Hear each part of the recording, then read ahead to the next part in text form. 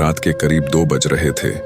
Laws के सारे लोग सो गए। चारों ओर सुनसान छाया हुआ था, लेकिन रमेश बेड पर किताब रखकर अपनी गर्लफ्रेंड से चैटिंग कर रहा था, और यह ऐसा पिछले 2 सालों से करता आ रहा था। रमेश के पिताजी एक रिक्शा चालक थे। कड़ी धूप में रिक्शा चलाकर अपने बेटे को कंपट एग्जाम की तैयारी के लिए पटना भेजे थे। महीने के हर एक तारीख को रमेश के पिताजी ट्यूशन फी, रूम रेंट और खाने पीने का खर्च भेजा करते थे। लेकिन एक दिन की बात है, अचानक रमेश की माँ फोन करके कहती हैं कि बेटा, पिताजी की तबीयत बहुत खराब हो चुकी है, तुम जल्दी से घर आ जाओ। इतना सुनते ही रमेश भागा भागा हॉस्पिटल पहुंचा और वहां जाकर देखा कि उनकी माँ डॉक्टर के आगे हाथ जोड़ रही थी और कह रही थी कि डॉक्टर साहब, आप ऑपरेशन कीजिए। मैं 5 लाख नहीं बल्कि 10 लाख दूंगी, लेकिन मुझे वक्त चाहिए। प्लीज आप ऑपरेशन कीजिए, अभी मेरे पास पैसे नहीं है। मैं एक रिक्शा चालक की पत्नी हूं। लेकिन डॉक्टर साहब हर बार एक ही बात कह रहे थे कि आपको पहले एडवांस पेमेंट करना ही होगा, तभी ऑपरेशन शुरू हो सकता है। रमेश की मां गांव के सभी लोगों से मदद मांगी, लेकिन किसी ने भी उनकी मदद नहीं किया। यह सब देखकर रमेश की आंखों से आंसू नहीं रुक रहा था और पैसों की कमी के कारण अपने पिताजी को खो दिया। रमेश चिल्ला चिल्ला कर कहने लगा कि मां, यह सब मेरी वजह से हुआ है।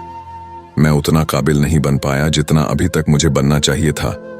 रमेश अपने आप को कोसने लगा और कहने लगा कि काश मैं अच्छे से पढ़ाई किया होता, अच्छे से मेहनत किया होता, तो आज मेरे पास जॉब होता, कुछ कर रहा होता और मैं अपने पिताजी को बचा पाता। दोस्तों, आपके साथ कब क्या और कौन सी घटना हो जाए कुछ पता नहीं चलता। इसलिए अभी आप जो कर रहे हो, जिस काम के लिए आए हो, जो भी आपका लक्ष्य, जो भी आपका गोल है, उसे पाने के लिए जी जान लगा दो। कोई तुम्हारी पर्सनालिटी नहीं देखेगा, कोई तुम्हारा दुख दर्द इमोशंस नहीं समझेगा। कोई पूछेगा तो बस इतना ही पूछेगा कि कमाते कितने हो। घर वालों ने तुम्हें नाम दिया, अब पहचान तुम्हें अपने दम पर बनानी है। अपने काम के प्रति इतने ईमानदार बनो कि असफलता दूर दूर तक नजर ना आए। प्यार का सहारा लोगे तो एक दिन बर्बाद हो जाओगे। अपनी शान और पहचान बनानी है तो मेहनत का सहारा लेना ही होगा, जी जान से मेहनत करना ही होगा। रोना बंद करो और अपनी तकलीफों से खुद लड़ देखो। समय तो तेजी से निकल ही रहा है।